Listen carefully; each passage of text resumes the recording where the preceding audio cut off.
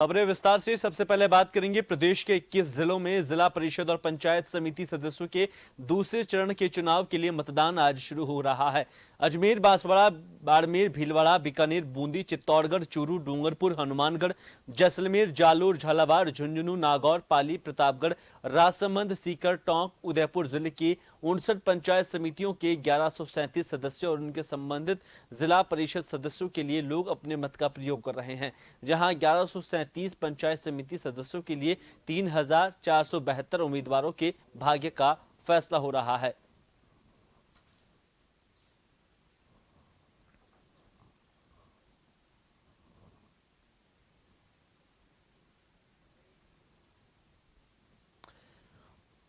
तो पंचायत चुनाव के दूसरे चरण का मतदान है। आज बता दें कि प्रदेश की 59 पंचायत समितियों में मतदान है, जहां पर 1137 पंचायत समिति सदस्य चुने जाएंगे। 1799 ग्राम पंचायतों के मतदाता वोट डालेंगे, जिसमें 8279 पोलिंग बूथ भी पर यहां मतदान चल रहा है। सुरक्षा की भी व्यवस्थाएं यहां पर माकूल की गई है। पंचायत चुनाव के दूसरा चरण है। यहाँ पर जिला परिषद और पंचायत समिति सदस्यों के चुनाव का ये दूसरा चरण आज शुरू हो चुका है।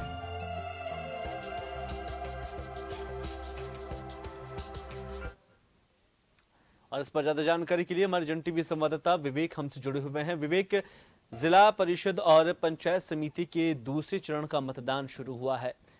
एक तरह से हम देखा जाए तो ये कहा जा सकता है कि लगातार भाजपा कांग्रेस अब यहाँ पे भी अपने अपने दावे ठोक रही है। पहले जब हमने देखा कि पहले जब चरण का मतदान हुआ था उसमें भी काफी अच्छा रुझान मिला, आज दूसरे चरण का रुझान अब क्या कुछ होगा और इसके बाद एक चरण और बचा है।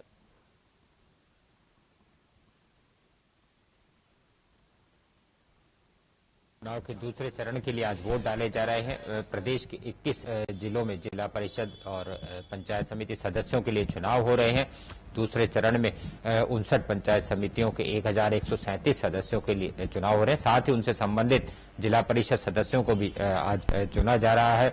59 लाख मतदाता जो है वो इन चरण में अपना मताधिकार का प्रयोग करेंगे। 42,000 कर्मचारी इन चुनावों को संपन्न करा रहे हैं। सुरक्षा को लेकर कड़े इंतजाम जो है पूरे तमाम जिलों में किए गए हैं। जिला प्रशासन और पुलिस अधिकारी लगातार अपने अपने इलाकों में गश्त कर सुरक्षा व्यवस्था को लेकर जायजा ले रहे हैं। खास बात यह कि कोरोना संकट के बीच ये चुनाव कराए जा रहे हैं, तो ऐसे में खास ध्यान भी जो है यहाँ रखा जा रहा है। कोविड-19 को लेकर जो तमाम सरकारी गाइडलाइन है उसकी सख्ती से पालना मतदान केंद्रों के बाहर और भीतर कराई जा रही है। पुलिस का अतिरिक्त जाब्ता जो है इसके लिए तमाम बूथों पर लगाया गया है।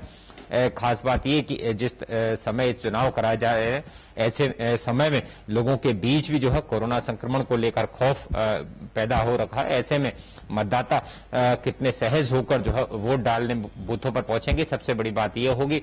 लेकिन कुल मिलाकर ये कहा जा सकता है कि कोरोना काल के बीच ज्यादा परसेंटेज जो है वो वोटिंग का रहे, इसके लिए तमाम तैयारियां की गई है। हैंड सैनिटाइजर का जो व्यवस्था मौके पर की गई है। साथ ही लोगों को जागरूक किया जा रहा है कि सोशल डिस्टेंसिंग का मतदान केंद्र के भीतर जो है खास ध्यान रखे। 4 चरणों में होने वाले ये चुनावों के मतगणना जो है वो सभी जिला मुख्यालयों पर एक साथ 8 दिसंबर को होगी।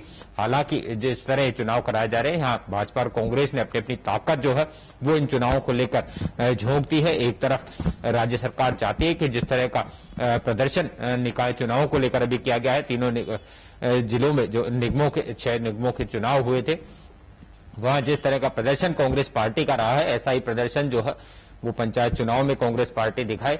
वहीं भाजपा चाहती है कि राज्य की कांग्रेस सरकार के इन चुनावों में कड़ी शिकस्त दी जाए, जिससे जो बूथ लेवल पर और ग्रामीण राजनीति है उस पर पकड़ बनाई जा सके, बूथ लेवल पर और मजबूत हुआ जा सके।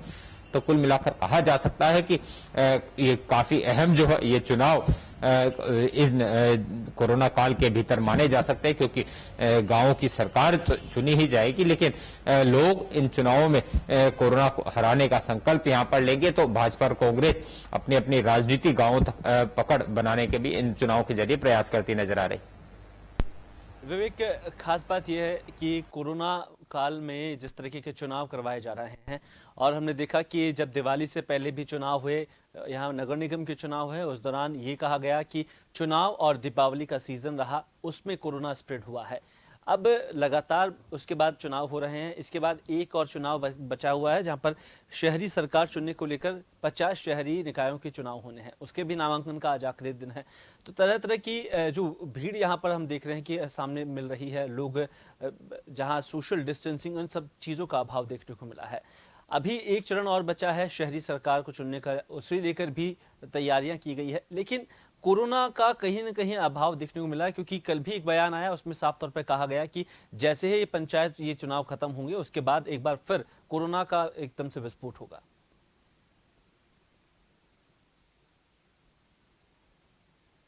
बिल्कुल, ये जाहिर सी बात है कि जब बड़ी संख्या में लोग एक स्थान पर जुटेंगे और सोशल डिस्टेंसिंग की पालना अगर नहीं की जाती है या मास्क का इस्तेमाल नहीं किया जा सकता है, तो ये जरूर माना जा सकता है कि कोरोना संक्रमण का खतरा जो है वो बढ़ सकता है। बीते दिनों देखा गया कि दिवाली का त्योहार था, बड़ी संख्या में लोग सड़कों और बाजारों में घूमते हुए नजर आए। वहां खुले आम जो है सोशल डिस्टेंसिंग की धज्जियां भी उड़ती दिखी। हालांकि पुलिस प्रशासन लगातार सख्ती की यहाँ पर दुहाई देता रहा, लेकिन उसके हालात जो है वो ये हो चुके हैं कि राजधानी जयपुर, अकेले राजधानी जयपुर में जो है 600 से ज्यादा हर रोज नए संक्रमित सामने आ रहे हैं और प्रदेश में भी 3000 से ज्यादा जो है पॉजिटिव केसेस का आंकड़ा पहुंच गया है। ऐसे में राज्य सरकार की मुश्किलें बढ़ती जा रही है, क्योंकि राज्य सरकार के पास जो अस्पतालों और बेडों की संख्या है वो सीमित है, लेकिन मरीज जो है वो कहीं अब ज्यादा सामने आ रहे हैं। लेकिन जिस तरह से अब ये पंचायत चुनाव कराए जा रहे हैं, ऐसे में कहा जा रहा है कि सरकारी गाइडलाइन जो कोविड-19 को लेकर जारी की गई थी, उसकी सख्ती से पालना कराई जाएगी।